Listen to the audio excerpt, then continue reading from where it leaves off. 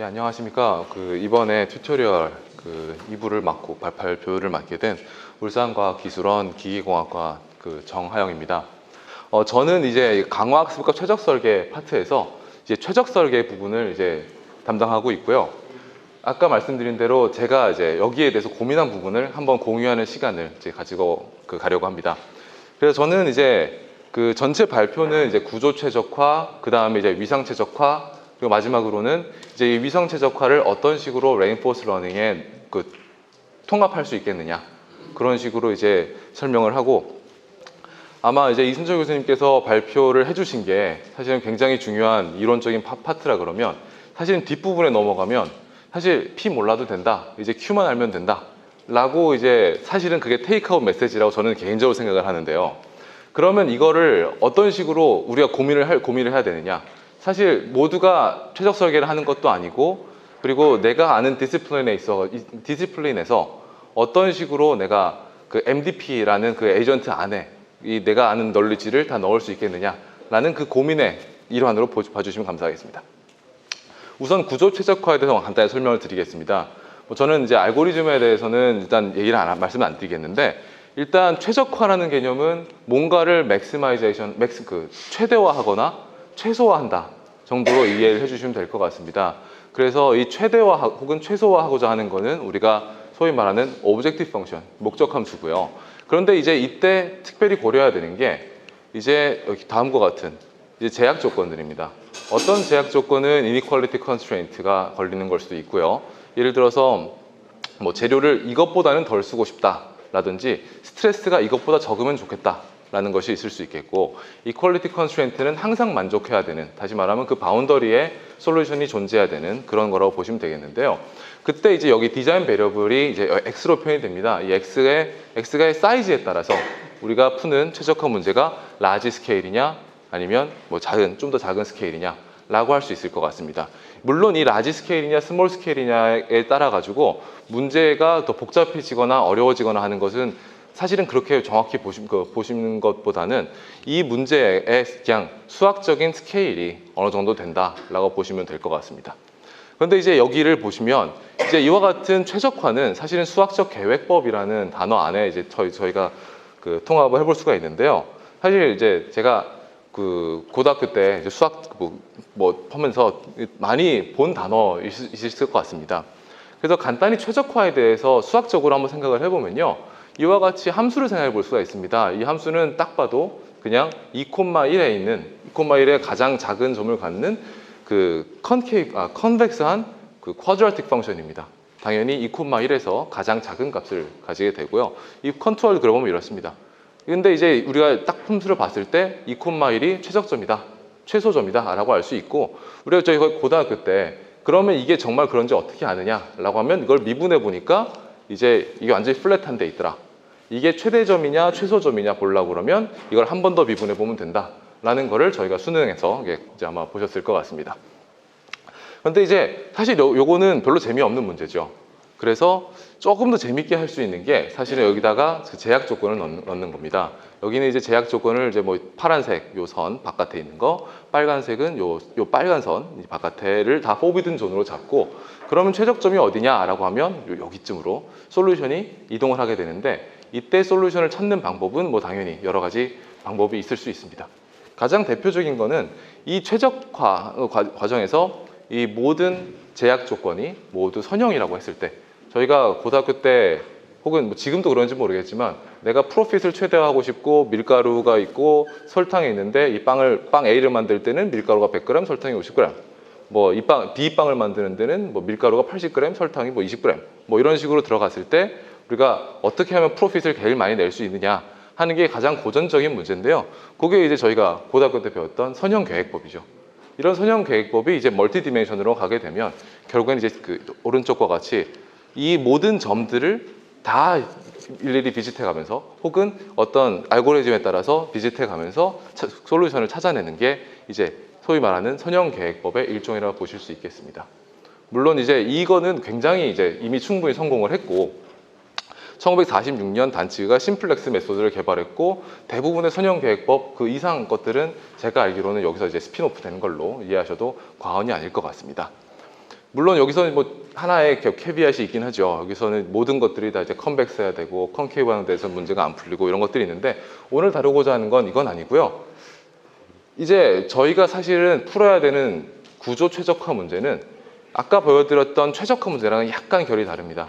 그건 왜 그러냐 하면 저희가 사실은 이 PD를 항상 만족시켜야 되는 문제를 풀어야 되기 때문입니다. 이제 오른쪽 그림은 저희가 잘 알고 있는, 이제 기계공학자로서 맨날 이제 플레이 어라운드 하게 되는 구조 관련하죠. 이퀄리브리엄 이퀘이션 혹은 유체에서의 나비에-스토크스 이퀘이션 정도로 이제 보실 수가 있는데요. 최적화 문제를 푸는 데 있어 가지고 이것들이 이런 이퀄리티 컨스트레인트 형태로 여기 통합이 돼야 되고, 그렇기 때문에 이거를 PD 컨스트레인트 옵티미제이션으로 분류를 할 수도 있겠습니다. 근데 여기서 가장 어려운 점은 뭐 제 개인적으로 최적 설계를 처음 시작했을 때 어려운 부분이었는데, 결국에는 여기에 나오는 디스플레이스먼트냐 프레셔 같은 어떤 PD에서 나오는 아웃풋이 사실은 디자인 베리어블의 함수꼴이 되게 되는데, 그런 이제 어떤 커플링이 존재하기 때문에 생기는 어려운 점들이 분명히 있습니다. 아까 말씀드린 대로 사실은 이제 이와 같은 그 컨스트레인트가 있어야지 문제가 당연히 재밌어지는 것도 사실인데, 한편으로는 또 어려워지는 것도 사실이죠. 그럼 이제 구조 최적화에 대해서 간단히 한 번 더 설명을 드려보면요.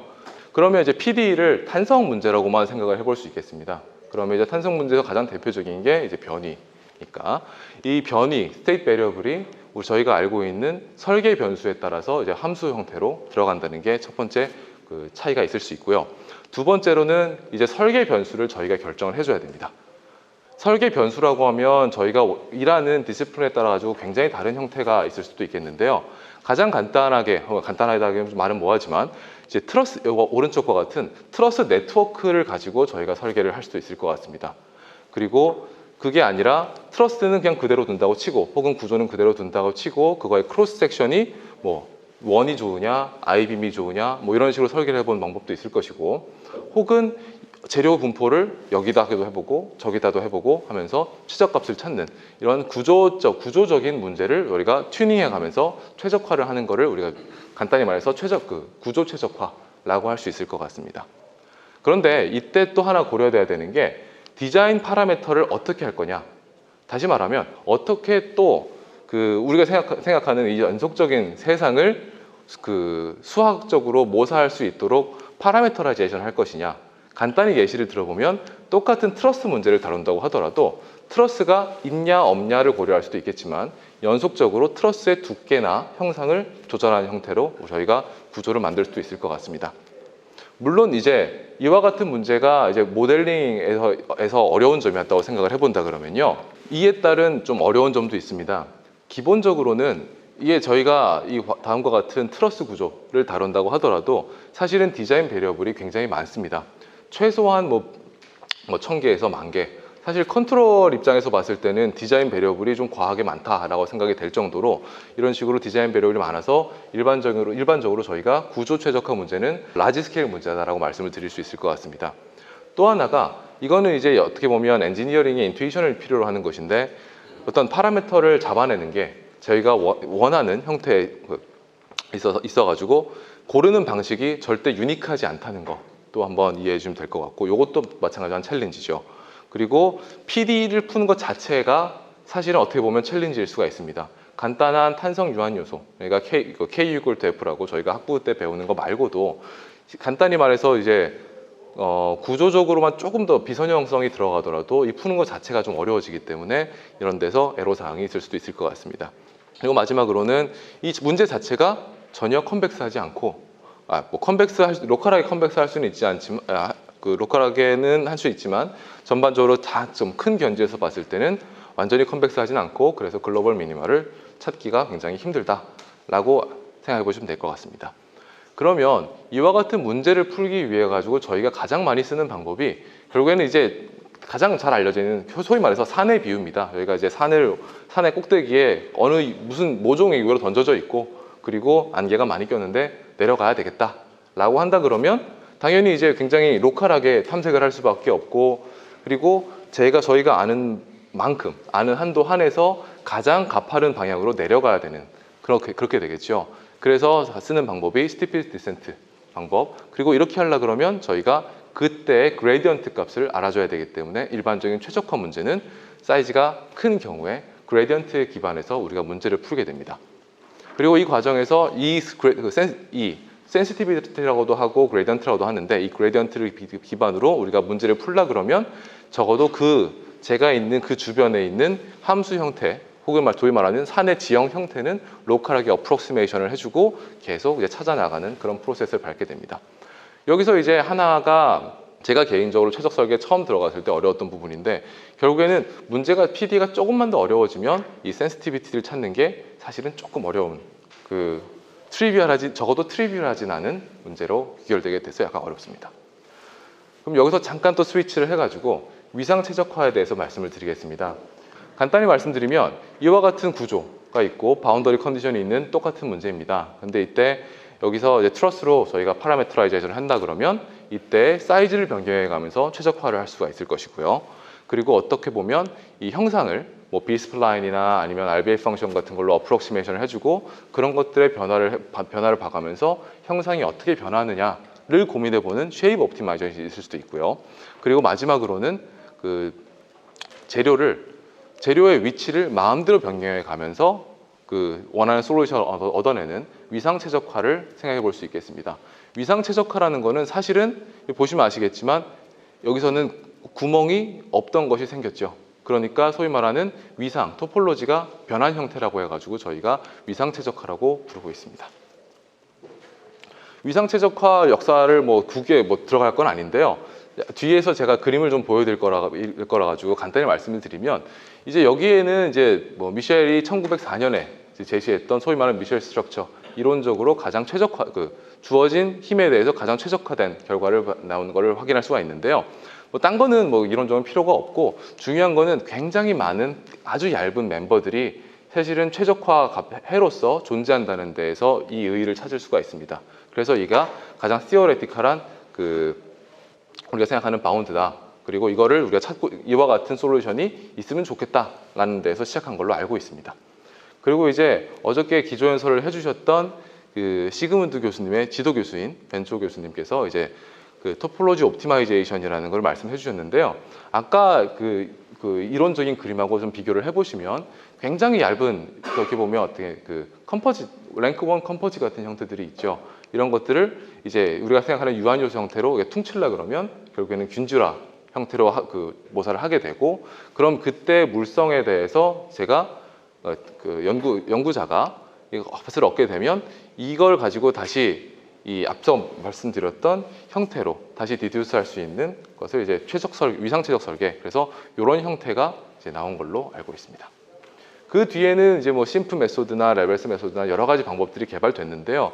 여기서 보면 이제 이 심프 메소드라고 해가지고 결국에는 이제 이 가상의 덴시티가 0이나 1로 갔을 때 이것들이 어떻게 보면 패널라이즈 돼가지고 실제 최종 해에는 존재하지 않도록 만드는 기법이 이제 제시된 거죠. 그래서 여기 보시는 바와 같이 앞서처럼 그레이 엘리멘트가 있는 것보다는 최대한 바이너리한 엘리멘트가 나오게 만드는 이런 방법이 이제 시그문드 교수님으로부터 이제 제안된 바 있습니다. 이 그림에서 보시면요, 여긴 결국에는 토션을 주고 만든 건데 굉장히 얇은 막이 나오는 걸 알 수 있습니다. 그래서 여러분들이 아마 최적 설계를 실제로 문제를 풀어보시면 이런 형태의 슬렌더 빔들, 특히 이제 밴딩보다는 좀 더 이제 스트레치에 가까운 형태들이 많이 나온 걸 알 수 있는데, 굉장히 어떻게 보면 유사성이 있는 걸 확인할 수 있죠. 그래서 최적 설계에 대해서 이제 잠깐만 또 리마인드를 드리면, 그래서 이걸 어떻게 풀 거냐라고 보면 약간씩은 베리언스가 있지만요. 첫 번째로는 결국엔 디자인 도메인을 먼저 설계를 해줘야 됩니다. 디자인 도메인이라고 하면 여기서는 이제 엘레멘트라고 말씀을 드릴 수가 있겠는데, 아까 같은 경우에 파라미터를 좀 다르게 한다 그러면 엘레멘트의 thickness나 엘레멘트의 실제 물성이나 이런 것들은 결국엔 설계자의 마음입니다.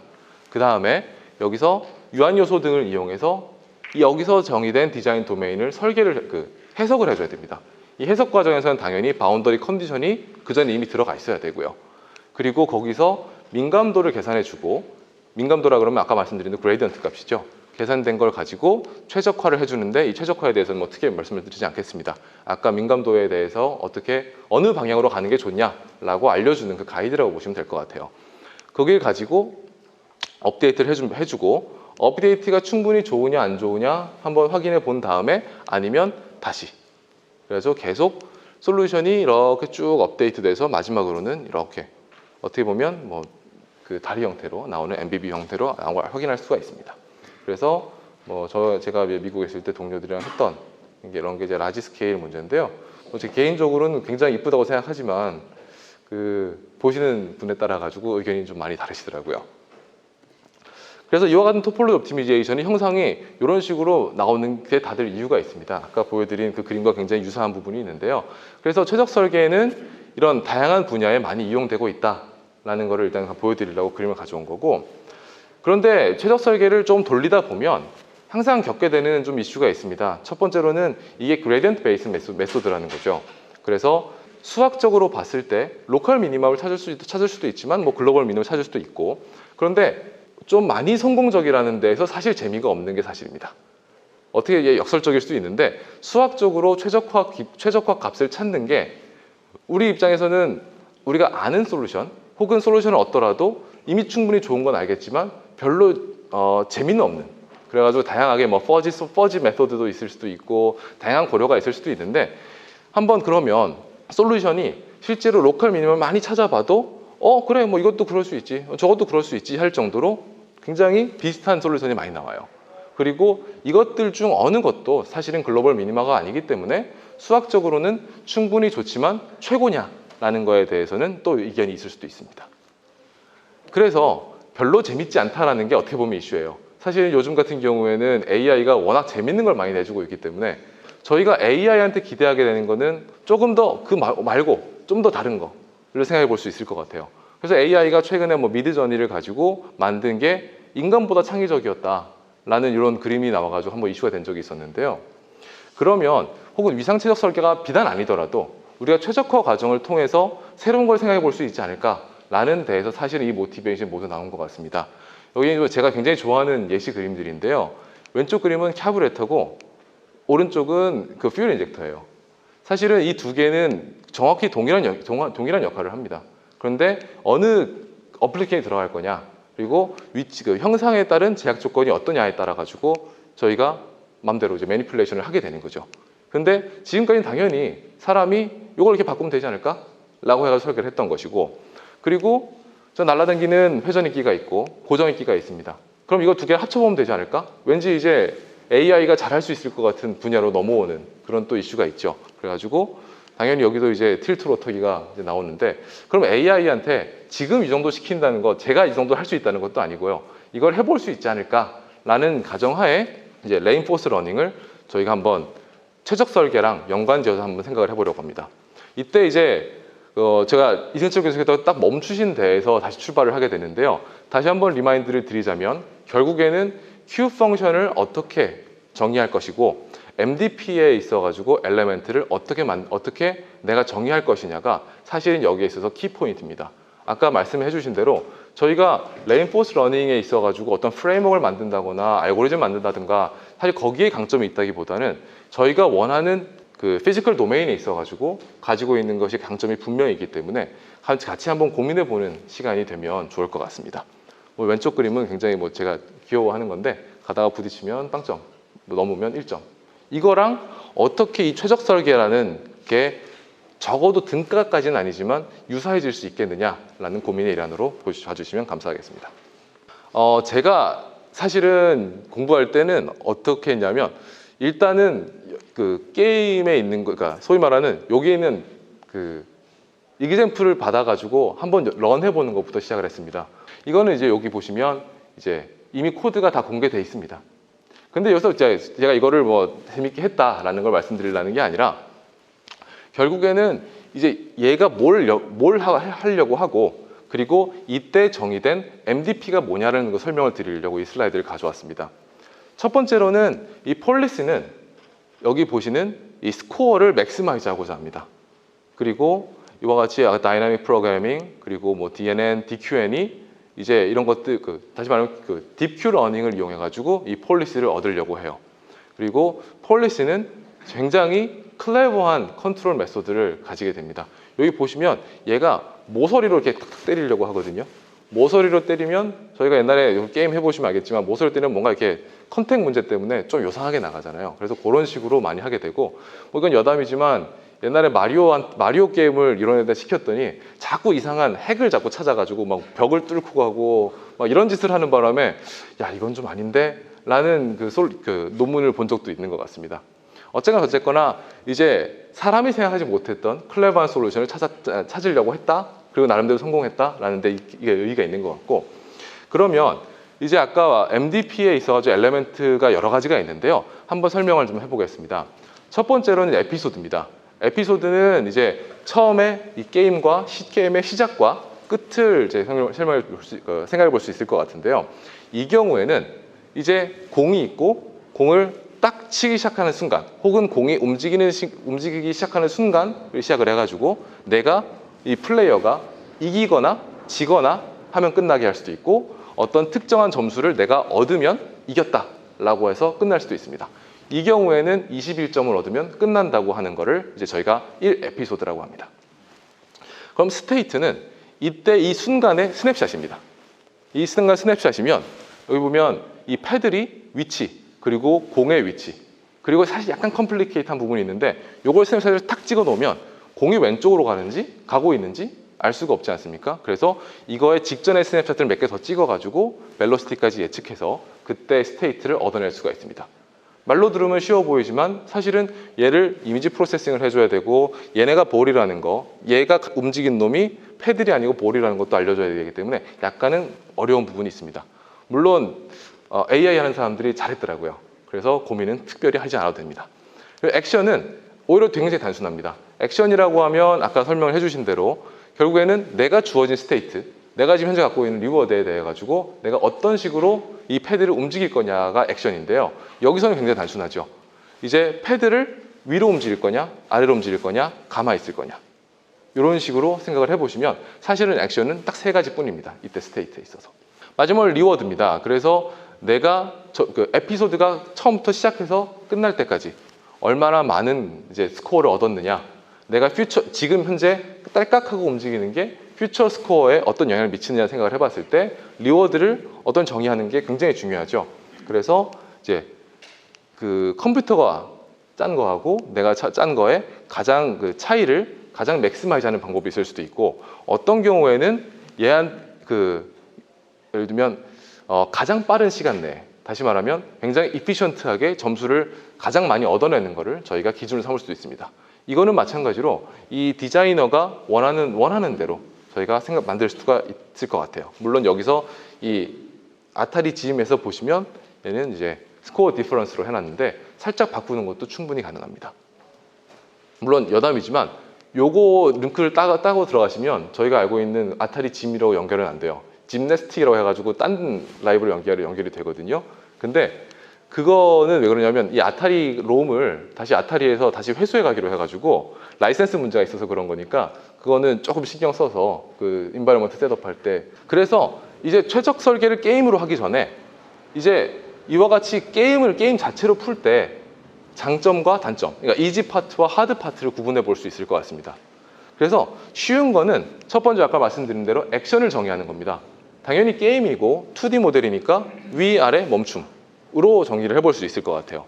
그리고 조금 더 복잡해진 게임이라고 하더라도 예를 들면 스타크래프트, 최근에는 롤도 이제 오픈 AI에서 프로그래머를 이겼다 그래가지고 막 자랑하는 걸 본 적이 있는데 어쨌거나 우리는 화면을 보고 마우스를 움직일 때 왼쪽 오른쪽 위아래 마우스의 스피드 클릭 왼쪽 클릭 오른쪽 클릭 이런 정도인 것 같아요. 그래가지고 굉장히 액션을 정의하기에는 굉장히 수월한 게 이 게임의 특성인 것 같습니다. 핸들을 왼쪽 돌리냐 오른쪽 돌리냐 스로틀 밟느냐 빼느냐 브레이크를 밟느냐 그래가지고 굉장히 액션을 정의는 쉽게 할 수 있다고 생각을 하고 또 하나가 리워드를 정의하는 것도 굉장히 수월합니다. 왜냐하면 이 게임은 결국에는 이길 거냐 질 거냐 운전자의 경우에는 내가 원피스로 살아서 가느냐 아니면 투피스로 다른 데를 가느냐를 고민을 결정할 수도 있기 때문에 이제 리워드가 굉장히 간단할 것 같습니다. 근데 어려운 부분은 여기 있습니다. 아까 말씀드린 대로 이렇게 굉장히 단순한 문제라고 하더라도 이미지를 받아들이고 이때 스테이트를 내가 딱 정의를 하는 게 굉장히 어렵습니다. 사람이 제일 잘하는 부분이기도 하죠. 이미지를 보고 이 상황을 파악하는 거, 이게 사람이 제일 잘하는 거니까요. 왜냐하면 이게 아까 이승준께서 말씀해 주신 대로 지금 안에 모델은 관심이 없어서 더 그렇습니다. 그리고 이 스테이트를 그러면 저장을 해줘야 되잖아요. 그럼 이 저장을 어떻게 할 거냐? 이 저장을 당연히 모든 걸 다 저장을 해놓고 나면 AI가 뭐 어떻게 해주겠죠. 혹은 오픈 AI 회사에서 어떻게 해주겠죠. 라고 할 수도 있는데 결국에는 게임이 어려워지면 어려워질수록 저장하는 게 어려워질 것 같습니다. 그리고 크레딧 어사이먼트 프로블럼이 있는데 이거는 이제 뭐랑 관련이 있냐면 저희가 이제 게임하다 보면 지루할 때 막 딱딱딱 하잖아요. 이게 사실은 리워드에 아무런 영향을 미치지 않는 걸 알기 때문에 저희가 그러고 있는 거거든요. 그런데 그런 게 사실은 액션의 하나하나입니다. 그러면 어떤 액션은 영향을 크게 미칠 것이고 어떤 액션은 영향을 거의 안 미치는 그런 문제가 있을 수도 있어가지고 어떻게 보면 이거를 이제 디스카운트 문제로 풀 수도 있고 혹은 하이퍼 파라미터 피팅에서 해결할 수도 있을 것 같습니다. 그리고 에피소드 한 번에 다시 말하면 이제 게임 스타크래프트 옛날에 되게 유행했었는데 게임 중계를 보시면 아시겠지만 한 판에 20분이 걸릴 수 있어요. 20분? 뭐 짧으면 7분, 뭐 4분도 있지만 20분, 1시간 걸리는 경우도 있는데 그럼 이 에피소드 하나를 어떻게 다 스토어링 할 거냐? 이런 문제가 왜냐면 트레이닝을 하려면 수백만 번을 또 풀어야 될 수도 있으니까 그렇게 돼 있고 그리고 이제 딥 뉴럴 네트워크 저희가 어떤 문제를 트레이닝 한다 했을 때 항상 겪는 문제 오버피팅이나 아니면 하이퍼 파라미터 선정하는 문제, 레이어를 결정하는 문제 이런 것들이 이제 어려운 부분으로 선정이 될 것 같습니다. 좀 약간 돌아왔는데 최적 설계에 대해서도 비슷한 한번 개념을 한번 설명을 드려보겠습니다. 최적 설계를 생각을 해보면 재료가 이렇게 처음에 사각형에서 쭉쭉 빠지죠. 쭉쭉 빠지면서 굉장히 얇은 막 형태로 아까 말씀드렸던 어떤 미셸 스트럭처 형태로 굉장히 얇아지는 형태로 이제 그 솔루션이 나오게 되는데 이거를 한번 에피소드 형태로 한번 생각을 해보겠습니다. 처음에 이니셜 값이 있고요. 그 다음에 재료가 빠지거나 더해지거나 하는 과정을 통해서 저희가 최종적인 결과를 얻게 됩니다. 그래서 여기서는 하나 좀 주의해야 될 것은 이 위상치적 설계를 레인포스 러닝에 넣게 됐을 때 저희가 디자인을 원하는 게 아니라요.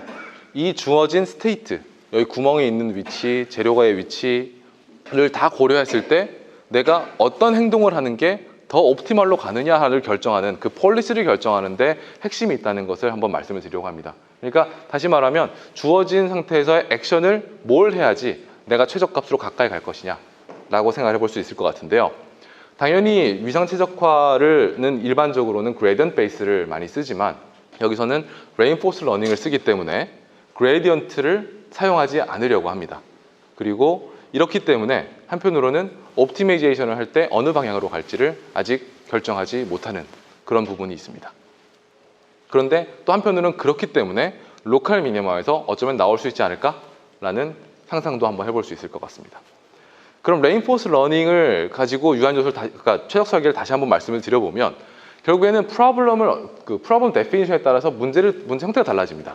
다시 말하면 바운더리 컨디션이 있고 재료의 특성에 따라 가지고 어떤 문제가 정의가 되고 그 문제를 유한 요소라는 이 자체한 게임이 아니고 이거는 스테이트를 얻어내는 아까 같은 아타리 게임이랑 비슷하다고 보시면 될 것 같습니다. 이런 유한 요소 풀고 나니까 이때 그 다음에 스테이트가 나옵니다. 옵저베이션이 나오고 그러면 이 스테이트를 가지고 저희가 어떤 부분이 좋은 거고 어떤 게 나쁜 거냐를 결정을 해가지고 우리가 리워드를 결정하게 됩니다. 그러면 이제 스테이트가 있고 리워드가 있고 그럼 이제 이걸 가지고 폴리시를 만들어야 되는데 이때 이 폴리시가 액션을 만들어주게 되고 액션이 스트럭처럴 디자인을 변경하게 돼서 다시 이와 같은 루프가 형성된다고 볼 수 있을 것 같습니다. 그러면 그 전에 아까 보여드렸던 위상치적 설계 루틴하고는 약간 차이가 있죠. 그러면 사실은 키 퀘스천이 제가 정리해본 거 이 정도입니다. 첫 번째로는 디자인을 하는 이 과정을 내가 액션으로 어떻게 바꿀 것이냐 하는 게 첫 번째 문제일 것 같고 두 번째로는 에피소드의 정의에 대한 문제입니다. 가장 간단하게는 나는 모르겠고 1번 이터레이션 첫 번째 이터레이션부터 200번까지만 하나의 에피소드라고 하자 라고 하는 게 가장 간단한 정의가 될 것 같고 혹은 내가 이게 수렴할 때까지를 하나의 에피소드로 하자 라고 할 수 있을 것 같습니다. 근데 제 생각에는 어느 것도 답변은 정확한 답은 아닐 것 같은 게 사실은 저희가 디자인을 하려고 하는 게 아니고 이 솔루션을 찾아 나가는 과정을 보고 싶어 하는 과정을 트레이닝하는 거기 때문에 어떤 식으로 하든지 그거는 뭐 아직 특별한 답은 없는 것 같습니다. 그리고 또 하나가 토포로지 옵티마이제이션 게임을 이긴다는 게 무슨 의미냐? 그러면 내가 예를 들어서 어떤 특별한 바운더리 컨디션을 줬는데 그 오브젝티브 펑션이 예를 들면 100만큼 줄었다. 그리고 다른 문제에서는 200만큼 줄었다. 그렇게 됐을 때 서로 다른 폴리시가 도출이 될 텐데 그럼 그게 어떤 게 이긴 거고 진 거냐라고 하면 사실은 그 정의는 틀린 정의죠. 컴플라이언스의 오브젝티브의 값으로만 비교하는 거는 당연히 다른 문제를 푸는 거기 때문에 다른 정의가 될 수가 있습니다. 사실 이기고 지고를 판단하는 것도 굉장히 트리키한 문제인 것 같습니다. 그리고 마지막으로는 제 개인적으로 처음에 이걸 돌릴 때 어려웠던 건데 이 디자인 스페이스를 어떻게 보면 탐색을 해야 되지 않습니까? 그런데 이게 너무 많습니다. 예를 들면 아까 아기의 이그젬플을 봤을 때 그 고민형으로 가냐 아니면 다른 데로 가냐 왼쪽이냐 오른쪽이냐를 결정할 때는 오른쪽으로 가면 익스플로러 하고 왼쪽으로 가면 익스플로이트다 라고 할 수 있는데 이 경우에는 어느 형태로 가는 게 익스플로레이션이고 익스플로이테이션이냐 이걸 또 결정하는 게 되게 어려울 것 같습니다. 어떻게 보니까 이제 논문이 조금 나오더라고요. 그래서 오늘 거기에 대해 설명을 드릴 텐데 그 전에 다시 한 번만 설명을 드리겠습니다. 저희가 이 게임과 토포로지 옵티미제이션, 이제 게임은 아까 말씀드린 아타리라고 생각해 주시면 되고요. 이제 생각을 해보면 이제 이게 끝나는 거, 에피소드랑 관련이 있는 건데 게임은 이기거나 지거나 해서 끝납니다. 최적 설계는 컨버전스가 만족이 되면 끝납니다. 이 컨버전스에 당연히 이제 컨터가 컨디션이 만족이 되느냐 이런 것들 좀 더 리고러스하게 생각해 볼 수도 있겠지만 단순히 수렴했을 때 멈출 수도 있다. 이렇게 어쨌거나 에피소드를 정의할 수 있고요. 플레이, 어느 식으로 내가 가지고 놀 거냐. 뭐 게임 마리오는 왼쪽 오른쪽 점프. 아까 이제 운전한다면 스티어, 엑셀, 브레이크 이렇게 있을 수 있는데 최적 설계 같은 경우에는 재료를 특별한 로케이션에 넣는다 혹은 뺀다. 내용을 줄인다, 재료를 늘린다, 혹은 감소시킨다. 연속적일 수도 있고 불연속적일 수도 있고요. 딱 보시면 아시겠지만 결국에는 컨비네이터리 문제입니다. 그리고 어떻게 메리트를 결정할 것이냐. 아까 위닝이랑 약간 관련이 있는데 메리트는 이기거나 지거나 여기에 맞춰가지고 리워드를 주면 되겠죠. 그런데 최적 설계 같은 경우에는 내가 원하는 목적에 따라 가지고 강성을 높일 수도 있고 스테빌리티를 높일 수도 있고 재료를 이제 어떤 제약을 둘 수도 있고 버클링 로드에 대한 제약을 둘 수도 있고 이런 식으로 해가지고 이게 여기 같은 경우에는 이 게임 같은 경우에는 오브젝티브만 중요하다고 볼 수도 있겠습니다. 왜냐면 우리가 살아가면 되는 거니까 차 운전을 했을 때. 근데 여기 같은 경우에는 꼭 그렇지는 않죠. 그래가지고 컨스트레인트가 무조건 만족해야 되는 것도 있고 만족하지 않더라도 얘는 안 넣으면 좋겠다는 컨스트레인트도 있고 이런 것 때문에 사실은 리워드를 결정하는데 굉장히 어려움이 있습니다. 그리고 크레딧 어사인먼트 프로블럼, 아까 말씀드린 대로 내가 지금 현재 활동하는 액션이 나중에 리워드 영향을 미칠 거냐 안 미칠 거냐. 여기서는 이 게임의 입장에서는 안 미치는 경우가 더 많습니다. 하지만 최적 설계 같은 경우에는 재료를 살짝만 빼도 일립틱 프로블럼의 그 특성 때문에 살짝만 변경을 해도 전체 해가 바뀌는, 그러니까 리워드가 굉장히 크게 바뀌게 되는 효과가 있습니다. 그리고 아까 말씀드린 대로 컨스트레인트가 있냐 없냐 했을 때 리워드와 관련이 있고요. 마지막으로는 이제 우리가 푸는 문제에 있어가지고 이 게임은 간단히 말하면 OD라고 러프하게 말씀드릴 수 있을 것 같습니다. 주어진 스테이트가 있고 마리오가 여기 있고 여기서 얘가 점프하면 속도에 대해 점프를 하면 얼마 뒤에 도착하는지 알 수가 있죠. 근데 여기서는 PD의 문제고 특히 이제 일립틱 PD이기 때문에 조금 더 소위 말하는 스테이트 베리어블이 살짝만의 체인지가 있어도 크게 변화하는 특성을 가지고 있기 때문에 문제를 푸는 데 있어가지고 리워드가 굉장히 많이 어떤 조그만 액션에 있어도 굉장히 많이 점프를 하는 특성을 볼 수가 있습니다.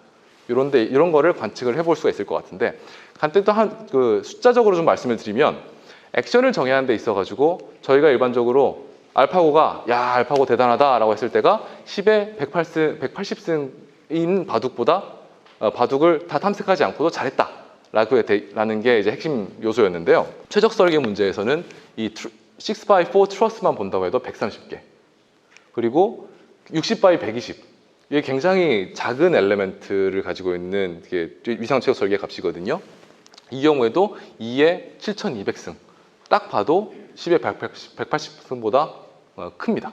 다시 말하면 이렇게 간단한 문제를 푸는 것 자체가 기존에 있던 바둑보다도 굉장히 많은 리소스를 요구하는 것 같습니다.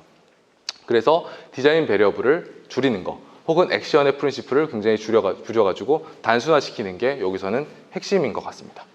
또 마찬가지로 이제 리워드를 결정하는 데 있어가지고 결정하는 데 있어서 최적 설계 같은 경우에는 결국에는 이 트레이드오프의 문제거든요. 오브젝티브를 단순히 미니마이즈 하는 게 아니고 이 컨스트레인트를 만족시키면서 트레이드오프 과정에서 설계를 얻어내는 거기 때문에 이 리워드를 잘 구성하는 게 중요합니다. 단순히 그 전에 있어가지고 내가 그 오브젝티브 펑션, 다시 말하면 여기 같은 경우에 강성이라고 할 수 있는데 강성을 맥시마이즈 하겠다라는 것만으로는 문제가 해결되지 않는다는 것이죠. 그래서 컨스트레인트를 부과해줘야 되는데 일반적인 경우에는 여기다가 페널티 텀을 곱함으로써 그 컨스트레인트를 고려해줄 수 있겠지만 그런데 사실은 컨스트레인트가 많아지면 많아질수록 그런 페널티 텀의 튜닝 자체도 어려워지고 그러면 이 리워드를 그때에 맞춰가지고 정의를 새로 해줘야 되는 어려움이 있을 것 같습니다. 그리고 어떻게 보면 이 위상체적 설계 과정에서는 피지블하지 않은 액션이 굉장히 많습니다. 제가 제 구조를 설계한다고 했을 때 어느 부분을 제가 재료를 뺐어요. 재료를 뺐더니 연속적으로 연결되어 있던 애들이 탁 끊어집니다. 그런 경우에는 유한 요소가 돌지 않을 수도 있고 말도 안 되는 결과를 낼 수도 있습니다. 혹은 재료가 설령 거기 있다고 하더라도 말이 안 되는 혹은 불필요한 애들이 되겠죠. 혹은 이미 지워진 데에다가 내가 또 지우겠다. 혹은 재료가 있는 놈한테 또 추가를 하겠다 할 수 있습니다. 그런 인피저블 액션도 여기 안에 고려를 해가지고 그런 짓은 폴리시가 못하게 막아줘야 됩니다. 그리고 액션들이 모두가 하나하나가 다 중요합니다. 아까 말씀드린 대로 여기 이제 create assignment problem 그리고 프로블럼 자체가 좀 다르다고 말씀을 드렸잖아요. 그래가지고 그 게임 같은 경우에는 초반에 했던 액션이 예를 들면 제가 스타를 할 때 벙커 조금 실수했다고 하더라도 큰 문제가 생기진 않죠. SCB 컨트롤 실수해도 이길 수 있고. 근데 위상체적 설계에서는 그렇진 않습니다. 재료를 처음에 살짝 잘못 뺀 게 뒤에 큰 영향을 미치는 게 거의 자명합니다. 그래서 이런 문제를 좀 고려를 해줘야 될 것 같습니다. 그리고 마지막으로는 아까 말씀드린 대로 에피소드를 어떻게 정의할 것이냐 그리고 바운더리를 바꿨을 때 그거를 동일한 에피소드로 볼 것이냐 아닐 것이냐 또 이제 문제가 될 것 같고 아까 그 굉장히 큰 디자인 스페이스를 탐색을 해줘야 되기 때문에 우리가 어떻게 익스플로어하고 어떻게 익스플로이트 할 거냐 이런 입실론 그리드 메소드를 어떻게 잘 튜닝할 거냐도 이슈입니다. 그래서 이게 세부적으로는 이렇게 되어 있는데 지금 저도 한번 쭉 찾아봤지만 사실은 레인포스 러닝은 위상체적 설계 혹은 구조체적 설계에다가 많이 영향을 미친다기보다는 사실은 제어나 혹은 뭔가를 자동화하는데 더 많이 쓰이고 있습니다. 위상체적 설계를 이제 레인포스 러닝으로 풀고자 하는 답변들이 조금씩 나오고 있는데 왼쪽 같은 경우에는 이게 사실 처음 나온 논문이고 이게 이제 트러스 구조에서 어떤 식으로 해야지 내가 좋은 솔루션을 얻느냐라는 데 대한 문제입니다. 아까 말씀드린 대로 이건 컴비네이토리 문제이기 때문에 그래프 네트워크를 자기 인베디드 함으로써 디자인 스페이스를 줄이고 해를 얻은 바 있습니다. 근데 오늘 보여드릴 내용은 여기 오른쪽에 조금 더 가까이 있습니다. 보시면 제가 이 에이전트가 시작을 해서 최종적으로 구조적으로 최적화된 결과를 내게 얻게 되는데 여기에 대해서 지금 시간부터는 조금 깊게 설명을 드리려고 합니다. 사실 이 논문을 찾았을 때 왜 이렇게 생각을 하지 못했지? 생각이 들 정도로 굉장히 간단하게 아까 말씀드렸던 MDP 엘레멘트에 대한 정의를 간단히 해놨고 그렇게 정의를 함으로써 대부분의 문제가 쉽게 풀렸습니다. 그래서 내용을 간단하게 한번 말씀드리겠습니다. 그래서 이 에피소드 과정에서 모두 러닝을 하는 겁니다. 그래서 처음으로는 우리가 문제를 만들어냅니다. 굉장히 간단하죠. 6x6 엘레멘트만 가지고 시작을 합니다. 6x6은 사실은 위상체적 설계를 한다고 말하기에도 부끄러울 정도로 굉장히 작은 값이거든요. 일단 거기서 이제 다양한 익스플로레이션을 위해 가지고 저희가 여기서는 로딩 케이스를 많이 만들어냅니다. 랜더마이즈 하게 되고 하나만 특정한 엘레멘트 하나를 찍어 가지고 내가 로드를 가야겠다라고 랜덤 넘버 제너레이션을 합니다. 그리고 유한 요소를 통해 가지고 옵저베이션을 얻어냅니다. 여기서는 스테이트가 되겠죠. 그리고 이 스테이트를 가지고 내가 밸류 펑션에 넣습니다. 이 밸류 펑션을 할 때는 당연히 뭐 리워드도 들어가야 되고 아까 말했던 디스카운트도 들어가야 되고 하지만 일단은 Q 값을 만들어낸다라는 거 한번 봐주십시오. 그 다음에 probability 입실론 이하에서는 랜덤 액션을 취하고 다시 말하면 아까 아직 액션을 말씀 안 드렸지만 랜덤으로 뭐 재료를 위상을 건드리게 되는 것이죠. 건드리게 되고 그거 다른 경우에는 아그맥스, 다시 말하면 최적화된 폴리시에 맞는 그 행동을 하자라고 되어 있습니다. 그 다음에 유한 요소를 가지고 다시 리워드를 만들어주고 그리고 그 다음에 옵저베이션을 다시 얻습니다. 그리고 이런 것들 다시 말하면 이제 S, 그 다음에 S 닷, 아까 같은 경우 S 닷이었고 A, T를 이제 저희가 생각하는 이 버퍼 내에 다 넣습니다. 우리가 하나 에피소드를 다 버퍼에 넣어준다는 얘기는 이제 컴퓨터한테 혹은 네트워크한테 요만큼 이제 기억하고 있어라라고 알려주는 거거든요. 그래서 그것들을 이제 버퍼에 넣게 됩니다. 물론 이때 액션이 일레갈이냐? 다시 말씀드리면 아까 피저블하지 않은 액션들이 있다고 말씀드렸잖아요. 그러면 최적 설계에 있어가지고 내가 액션을 평가하는 루틴을 하나 더 준 다음에 이게 액션이 좋지 않은 액션이다 그러면 그 사실은 리워드를 -1 이렇게 페널라이제이션을 해줘 버립니다. 그렇게 주고 나서 다시 스테이트를 돌립니다. 보시면 이제 일레갈이면 그냥 다시 랜덤 액션을 찾는 거예요.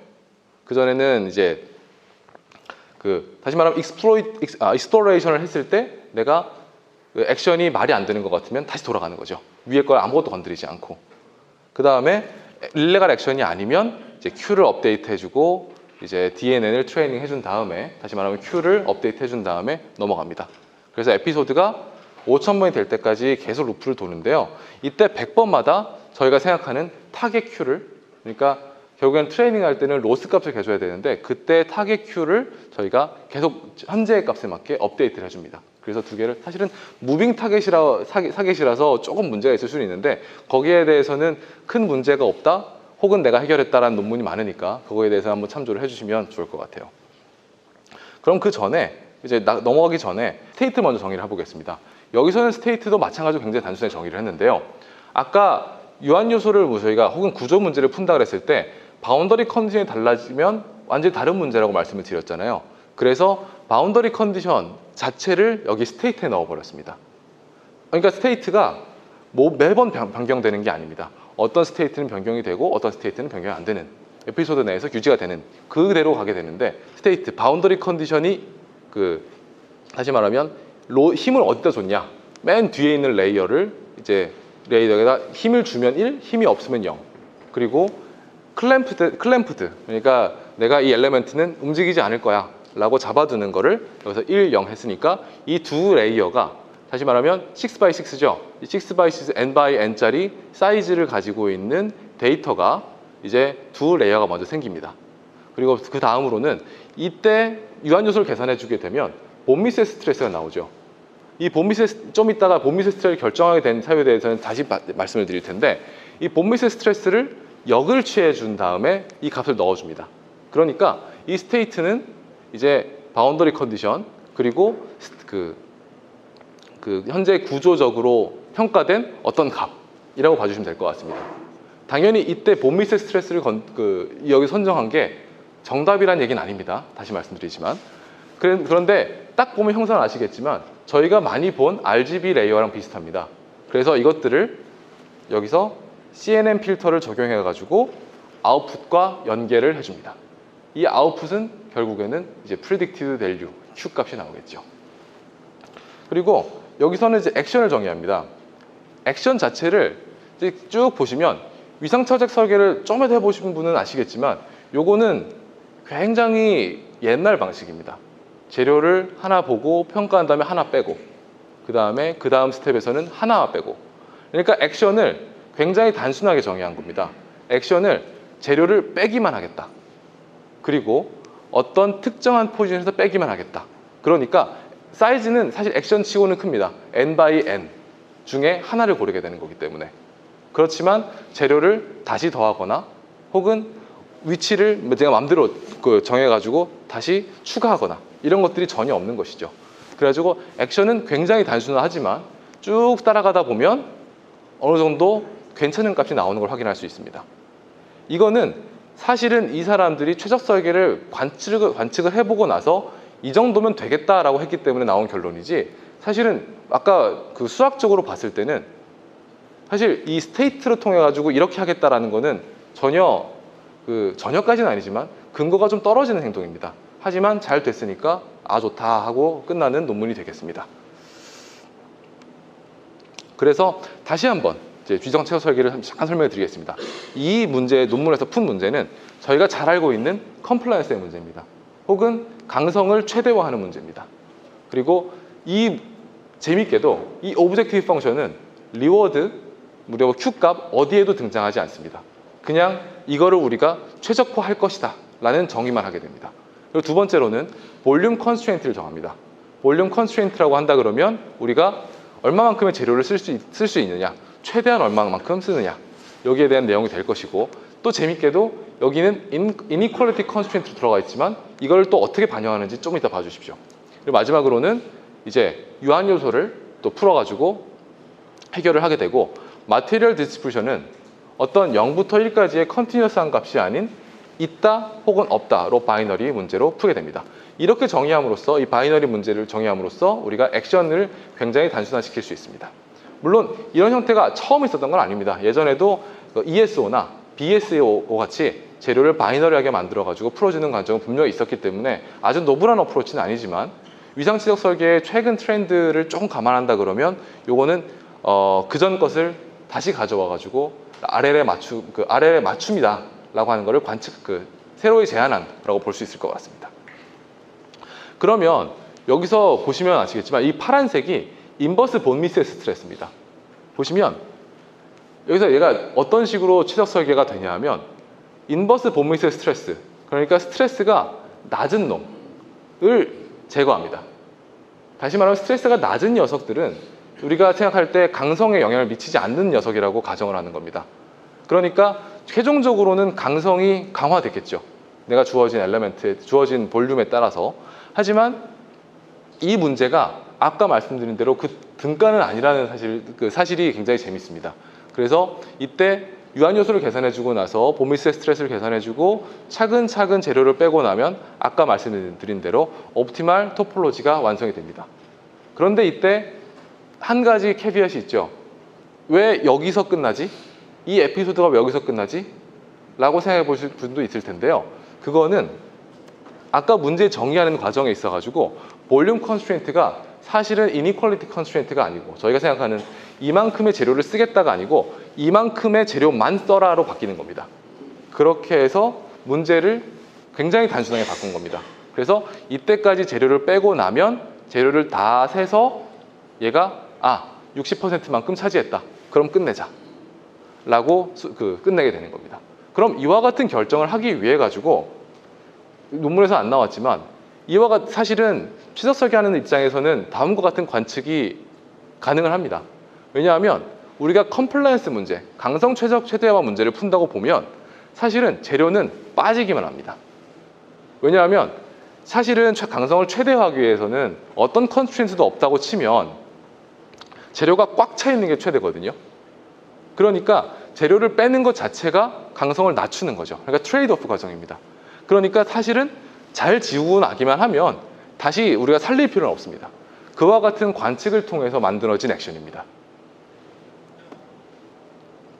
그래서 이제 두 번째로는 이제 리워드를 어떻게 만들었냐 좀 이따 말씀드리겠는데요. 그래서 액션은 한 번에 재료를 엘리멘트에 하나씩을 없앱니다. 그리고 에피소드는 내가 볼륨 컨스트레인트를 이퀄리티 컨스트레인트로 바꾸고 이게 만족시킬 때까지 재료를 뺍니다. 스테이트로 치면 바운더리 컨디션, 로드 컨디션 변하지 않는, 에피소드 하나에서는 변하지 않는 정의해주고, 본미스의 스트레스를 유한 요소를 통해서 계산을 해주게 되고, 리워드는 보시면 이제 커런트 스트레인 에너지를 할 수도 있고, 커런트 스트레인 에너지가 리워드에 들어갑니다. 아까 제가 설명 잘못 드렸는데 스트레인 에너지가 들어가게 되고, 지금 현재 값을 이제 낮추고 싶고, 그리고 보이드를 맥시마이즈 하고 싶습니다. 그리고 피저블 하지 않으면 마이너스 1로 줘버립니다. 여긴 다 양수죠. 최소한 0입니다. 그러니까 여기서 마이너스 1을 준다는 거는 내가 이 액션이 이상한 짓을 하면 굉장히 세게 페널라이즈를 해주겠다라는 걸로 이해할 수 있을 것 같습니다. 그리고 샘플링은 이제 사실은 이 샘플링도 굉장히 센 가정이 들어가 있는데요. 두 개의 엘리멘트만 잡고, 다시 말하면 저희가 많이 보는 이 전체 엘리멘트를 다 잡겠다 이런 건 안 되고요. 엘리멘트 두 개만 잡고 그걸 랜덤하게 돌리고요. 힘도 한 군데만 잡습니다. 힘의 방향도 하나만 잡습니다. 그래가지고 또 마찬가지로 랜덤으로 돌립니다. 그러니까 아까 역설적으로는 익스플로레이션이 어렵기 때문에 굉장히 우리가 탐색하는 위치를 줄인 걸로 이해하시면 될 것 같습니다. 그래서 지금부터는 이게 실제로 어떻게 임플리멘트 되어 있는지를 설명을 드리면서 이제 마치겠습니다. 이제 이 코드는 말씀드리지만 뭐 적으시거나 뭐 그러시면 전혀 없고요. 사실은 GitHub에 올라가 있습니다. 일단 DQM부터 설명을 간단히 드리겠습니다. 아까 이거 100이라고 했는데 사실은 이제 500번 돌려야 되겠죠. 아까의 케이스에 따라서 이제 에피소드를 100번에 따라 가지고 내가 100번 에피소드를 테스트하겠다라는 걸 보시면 되고요. 아직은 에피소드가 끝나지 않았으니까 이렇게 아직 끝나지 않았다라고 알려주고 이 끝날 때까지 다음과 같은 액션 계속 수행합니다. 처음으로는 액션을 고르고요. 현재 있는 옵저베이션에 따라 가지고 액션을 고르고 이 액션을 고르게 된 다음에 한 스텝을 나갑니다. 여기 지금 제가 있는지 모르겠는데 네, 에피소드를 고르고 이제 액션을 고릅니다. 이 액션은 아까 말씀드린 대로 입실론 그리디 방법을 통해 가지고 가능한 액션 중에 하나를 고릅니다. 아까 말씀드린 n by n 사이즈에서 어디 재료를 뺄 것이냐 라고 결정을 하게 되고 그러면 그때 유한 요소를 돌리고 나면 이게 이 스텝 하나에 다 많이 들어가 있는데 이 액션을 넣어주게 되고 다시 말하면 재료를 빼주게 되고 유한 요소를 돌리고 그리고 리워드를 계산해냅니다. 그러고 나면 여기 이제 새로운 옵저베이션 그리고 리워드 그리고 끝났는지의 여부를 알게 됩니다. 그리고 그거를 가지고 아까 말씀드린 대로 이제 버퍼에다가 넣습니다. 이 버퍼에다가 넣고 그 다음에 스테이트를 업데이트를 해주고 그 다음에 여기 보시면 런을 합니다. 이 런에 대해서는 좀 이따 말씀을 드릴게요. 일부러 최대한 이제 컴팩트하게 만들었거든요. 이 런은 이제 그 전에 MDP2를 넣고 이제 QNet을 트레이닝한 과정입니다. 요건 다음에 설명을 드리겠습니다. 그리고 에피소드가 다 끝나고 나면 다시 아까 말씀드린 대로 바운더리 컨디션을 새로 리셋해주고 새로운 게임을 하게 됩니다. 그리고 이제 버퍼를 제가 임플멘테이션을 잘했다라고 보여드리는 건 아니고 아까 말씀드린 대로 이제 버퍼를 어떻게 하는지 한번 말씀을 드리겠습니다. 이제 메모리를 결정을 하게 되고 이제 여기에 들어가줘야 되는 거는 전반적으로 내가 생각하는 이 사이즈에 맞춰가지고 아까 경우에는 n by n 이 n by n이 한 3개씩 들어가 있는 형태가 이제 스테이트가 되겠는데요. 그 스테이트를 저장하는 함수가 하나 그리고 이 저장한 값에서 배치 사이즈에 맞춰가지고 꺼내주는 게 하나가 나와줘야 됩니다. 이렇게 해가지고 저희가 이제 어떻게 보면 리플레이 버퍼를 하나 만들 수가 있는데 이 리플레이 버퍼를 만드는 거는 그냥 일반 넘파이로 해도 충분히 괜찮더라고요. 그리고 QNet에 있어가지고 아까 말씀드린 대로 이제 CNN 필터를 제가 썼다고 말씀을 드렸잖아요. CNN 필터는 굉장히 이제 케라스를 써보신 분은 알겠지만 조금 민망스럽게도 간단한 레이어를 만들어주고 이거를 이제 제가 스테이트를 넣어주면 Q 값이 나오는 형태로 디자인을 할 수가 있습니다. 그럼 이제 나중에 이 QNet을 가지고 저희가 러닝을 해야 되겠죠.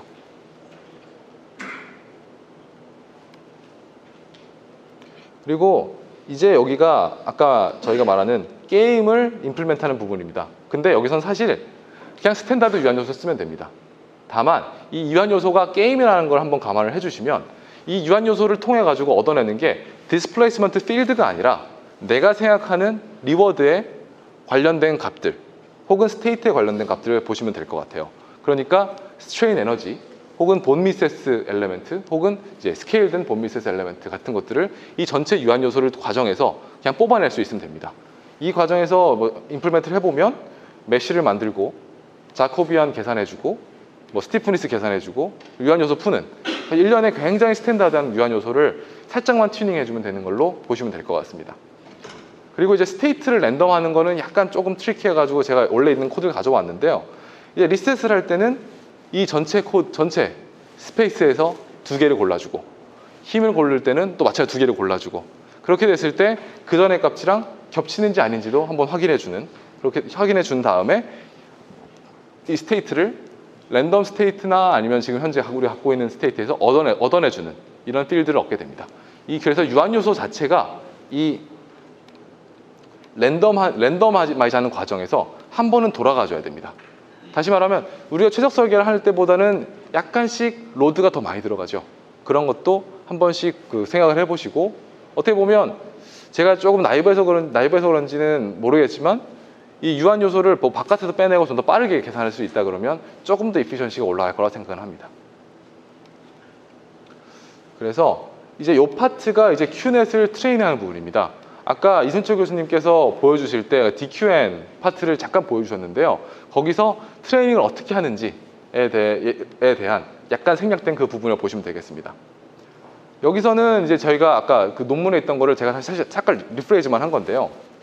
그래서 사실은 배치 사이즈가 예를 들면 5개라고 쳤을 때 5번이 메모리가 안 들어가 있으면 안 돌 거 아니에요. 그러니까 그거는 그냥 무시하고 그냥 돌리자 이 얘기고, 카운터를 맞춰가지고 이제 세팅을 해줍니다. 그러면 다 세팅이 되고 나서 버퍼에 들어가고 나면 이제 메모리에서 버퍼에서 저희가 스테이트, 액션, 그 다음 스테이트를 꺼냅니다. 그리고 여기에 맞춰가지고 이제 우리가 Q 값을 계산해 주는데, 이 Q는 아까 보여드린 그냥 QNet의 일종입니다. QNet에서 내가 이밸류에이션 하는 놈, 그리고 타겟으로 가지고 있는 녀석. 그래서 스테이트를 넣게 되면 프리딕션이 나오게 되는. 그래서 Q가 두 개가 뭐 사실은 그 덜 바뀌는 Q, 타겟인 Q, 그리고 매번 바뀌는 Q 두 개를 계속 맞춰가는 과정을 보시면 됩니다.